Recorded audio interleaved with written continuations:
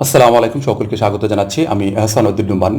আজকের পর্ব হতাশায় আমি কেন, এটার চতুর্থ পর্ব। আশা করি ভিডিওটি শেষ পর্যন্ত আপনারা দেখবেন। আজকের টপিকটি হচ্ছে যে আমরা বায়ার রিকোয়েস্ট দিচ্ছি বাট রেসপন্স পাচ্ছি না, মানে আমাদেরকে বায়ার কোনোভাবে মেসেজ দিচ্ছে না অথবা কোনো অর্ডার করছে না। এটি কেন হয়ে থাকে এই নিয়ে বিস্তারিত আলোচনা থাকছে।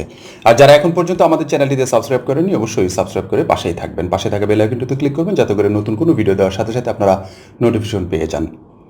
বায়ার রিকোয়েস্ট খুবই ইম্পর্ট্যান্ট একটি বিষয় ফাইবারের ক্ষেত্রে। আমরা বায়ার রিকোয়েস্ট কখন আমরা দেই? বায়ার রিকোয়েস্ট আমরা যখন আমাদের গিগগুলো দেই, গিগগুলোর উপর ডিপেন্ড করে আমাদের কাছে কিন্তু বায়ার রিকোয়েস্টগুলো এসে থাকে, অথবা আমাদের যে প্রোফাইলটাকে সাজানো হয়েছে এই প্রোফাইলটার উপরও বেস করে অনেক সময় এসে থাকে। আর সেটা কখন আসে? আসে তখনই যখন আপনাকে কোনো বায়ার আপনার যে ট্যাগ আছে, আপনার যে কিওয়ার্ডগুলো যেগুলো পছন্দ করে দিয়েছেন, যেগুলো রিসার্চেবল কিওয়ার্ড আপনি দিয়েছেন, সার্চ করে যেগুলোকে পাওয়া যায়, ঠিক আছে, সেই কিওয়ার্ডগুলোর উপর ভিত্তি করে আপনার কাছে কিন্তু বায়ার রিকোয়েস্ট এসে থাকে। এখন বায়ার রিকোয়েস্ট কাদের কাছে বেশি এসে থাকে? আপনি যদি একটি গিগ দিয়ে থাকেন, আপনার একটার উপর ডিপেন্ড করে আপনার কাছে হয়তো 5টি বায়ার রিকোয়েস্ট আসতে পারে। কিন্তু আপনি যখন 7টি গিগ দিবেন তখন 5-7-35টা আপনার কাছে বায়ার রিকোয়েস্ট আসার সম্ভাবনা খুব বেশি থাকবে। আমি একটা উদাহরণ দিলাম আপনাদেরকে যে 35টাই আপনার কাছে যে বায়ার রিকোয়েস্ট আসবে তা কিন্তু নয়, বেশি আসতে পারে, 200, 300, 400, 500 পর্যন্ত আসতে পারে, কোনো সমস্যা নেই। এরকম আছে যে একটিও আসবে না। না আসার পেছনে যে কারণটি সেটা হচ্ছে যে আপনি হয়তো বা সুন্দর করে এসিও রিলেটেড আপনার গিগগুলোকে সুন্দর করে মেনটেন করতে পারেন নাই। এসিও করার লাগে এই গিগগুলোকে যেভাবে আমাদেরকে সার্চ করে পাওয়া যায়, যত দ্রুত সার্চ করে পাওয়া যাবে তত বেশি আপনাদের কাছে বায়ার রিকোয়েস্ট আসার সম্ভাবনা বেশি থাকবে। কিওয়ার্ডের সাথে ম্যাচ করে সাধারণত বায়ার রিকোয়েস্টগুলো এসে থাকে। এখন আমরা বায়ার রিকোয়েস্ট পাঠানোর পরেও আমরা কেন অর্ডার পাচ্ছি না? এটার ভিতরে অনেক কটি কারণ আছে। তার ভিতরে প্রধান এবং প্রথম কারণ হচ্ছে যে আমরা বাইরের যে জব রিকোয়ারমেন্ট আছে সেই রিকোয়ারমেন্টসটুকু আমরা সুন্দর করে পড়ি না, বুঝি না, বিধায় আমরা জাস্ট লিখি দেই যে I am expert like this work, can I help you, can I assist you, etcetera etcetera. এই ধরনের বিষয়গুলো উপস্থাপন করার কারণে আসলেই বায়ার তখন রীতিমতো বুঝে যায় যে আপনি এত বেশি বোঝেন নাই জবটা, এজন্য আপনাকে অনেক বায়ার রেসপন্স করে না। আরেকটি বিষয় হচ্ছে যে আমরা যখন বায়ারের যে রিকোয়েস্টটা আমরা যখন অফার সেন্ড করি, হয়তো বা বাজেটের একটা বিষয় থেকে যা বায়ার দিয়েছে আপনার $5, কিন্তু আদৌ $5 কাজ নয়, এটা কাজটা হচ্ছে $50।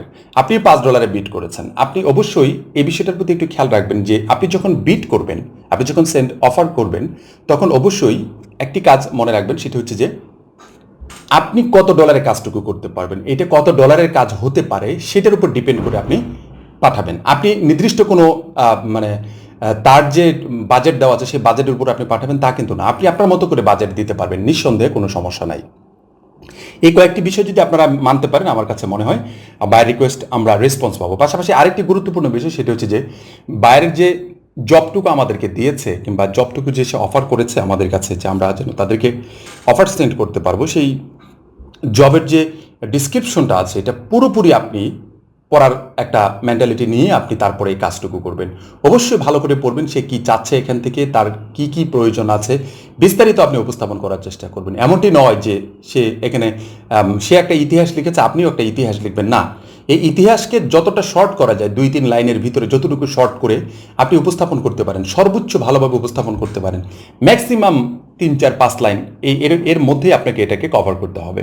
আপনি যখন এই বিষয়টা সুন্দর করে এতটুকু বিষয়ের ভিতরে যখন উপস্থাপন করতে পারবেন, এতটুকু লেখার ভিতরে যখন উপস্থাপন করতে পারবেন, তখন আপনাকে বায়ার কিন্তু রেসপন্স করবে যে না, সে আমার এই বিষয়টিকে পুরোপুরি বুঝতে পেরেছে, তার কাছ থেকে আমার কাজটুকু করিয়ে নিলে আমার অনেক ভালো কিছু হবে, আমি আরও ভালো কিছু করতে পারবো। এই যে বিষয়গুলো আছে, ওভারঅল বিষয়গুলো আমরা যদি একটু মেনটেন করতে পারি, আমরা বায়ার রেসপন্স পাবো, বায়ার রিকোয়েস্টও আমরা যেটা পাঠাবো সেটা আমরা অবশ্যই একটা ভালো ফিডব্যাক পাবো।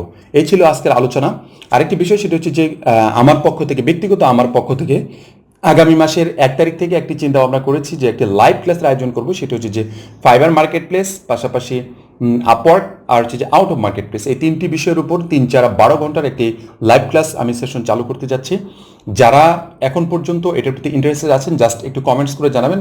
2-1 দিনের ভিতরে আমি হয়তো একটি ফর্ম দিব। যারা অবশ্যই করতে চান তাদেরকে অবশ্যই যে কাজটুকু করতে হবে সেটা হচ্ছে যে আপনাদেরকে অবশ্যই কাজ জানা থাকতে হবে। কাজ না জেনে আমাদের এই কোর্সটি করতে পারবেন। আমি ইন্টারভিউ নেব, তারপরে আপনাদেরকে আমার এই কোর্সে এঙ্গেজ করার সুযোগটুকু দেবো। আশা করি বুঝতে পেরেছেন। পরবর্তী টিউটোরিয়াল দেখার আমন্ত্রণ জানাচ্ছি। সবাই ভালো থাকবেন, সুস্থ থাকবেন। ধন্যবাদ সবাইকে। আসসালামু আলাইকুম ওয়া রাহমাতুল্লাহি ওয়া বারাকাতুহু।